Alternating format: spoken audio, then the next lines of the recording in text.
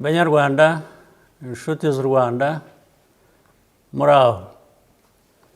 Njyewe n'umuryango wanjye tubifurije mwese umwaka mushya w'ibyishimo n'uburumbuke. Mu mwaka w'ibihumbi 2024 twibutse ku nshuro ya 30 ari nayo myaka ihise Jenoside yakorewe Abatutsi ibaye. Twijihije kandi kwibohora kw'igihugu cyacu. Ibyo byombi bitwibutsa aho twavuye n'aho tugeze, biturutse ku ntego duhuriyeho twese yo gutera imbere no kwiyubaka.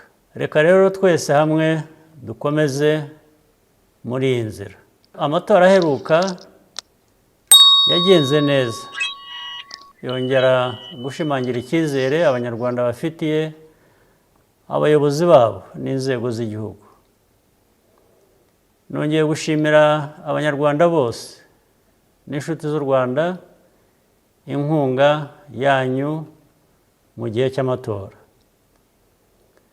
ndetse no mu bindi bihe igihe iyo nkunga iba ikenewe. Abanyarwanda bagaragaje mu ijwi riranguruye ko bashaka kugera no ku bindi byinshi kandi byiza,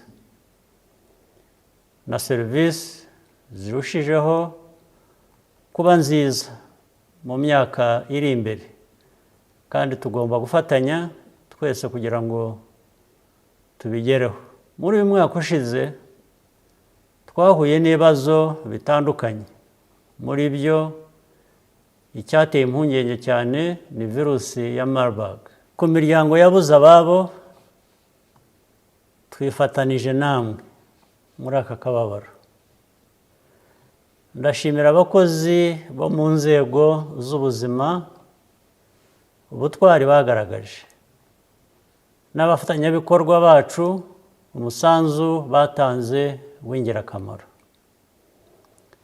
Kubera ibyo, iyi ndwara yatangajwe ku mugaragaro ko yarangiye mu ntangiriro z'uku kwezi, ihitanye ubuzima bw'abantu bake mu mateka yayo.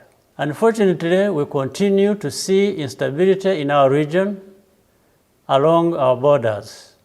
I want to assure you that Rwanda's security and sovereignty will always be fully protected by all means necessary. Shortcuts and temporary fixes cannot resolve this issue. There has to be a comprehensive solution that deals with root causes in the medium and long term, which should guarantee lasting peace for all the peoples of our region. This is important for all of us, without exception. There is no peace for some and not for others. We all need the same peace. We will continue to stand for historical clarity regarding our situation, and we will never accept to be painted as something we are not. Iterambere ry'u Rwanda rishingiye ku ihame ritagoye kumvikana, ariko ry'ingenzi. Ntushobora gutegereza ko abandi bazaguteza imbere, wowe ubwawe udashyize imbaraga muri ibyo bikorwa by'iryo terambere.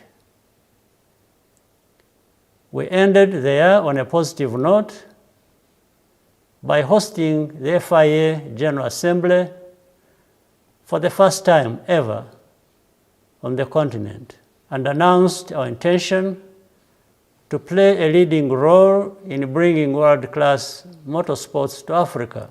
This endeavor is fundamentally about leveraging the power of sports to drive economic growth and ensure that every Rwandan can benefit along the way and live a rewarding and fulfilling life.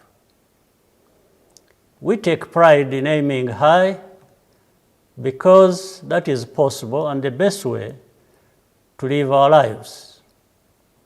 In any case, it is well within our means and capabilities. Ku rubyiruko rwacu, tubatezeho kuzageza u Rwanda ku yindi ntera irenze n'aho twigeze dutekereza. Mujye muzirikana ko dufite ubushobozi bwo kwigenera ahazaza hacu twifuza kandi dukwiriye. Nongeye kubifuriza mwese hamwe n'abanyu ibyiza byose byo mu mwaka w'2025.